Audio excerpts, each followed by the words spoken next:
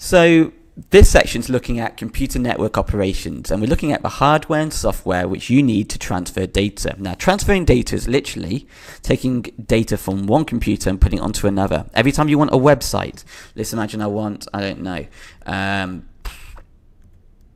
load BBC. That's literally me getting the BBC website from their computer and putting it onto my computer.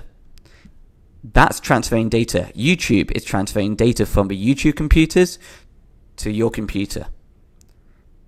Now, what we're looking at is the different ways, the different mediums to transfer data.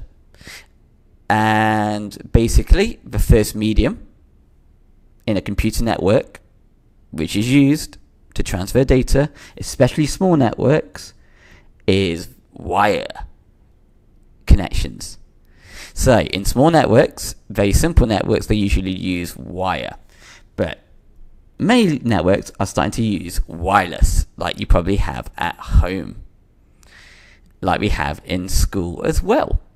Now, the problem with wires is that these cables cost a lot of money. It costs a lot of money, especially to install those cables. You know, you're going to have to dig under the ground, believe it or not.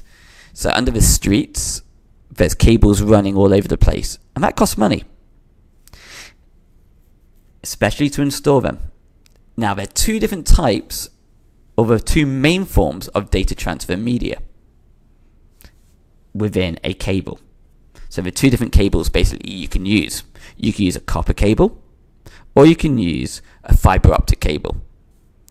Which one do you think is going to be faster, copper or fiber optic? Ding, ding, ding, fiber optic. Good. So, what we just looked at now is data transfer medium, where you've got wireless, you've got cables, and you've got two different types of cable. You've got copper and broadband. The problem with wire is that it's expensive to install.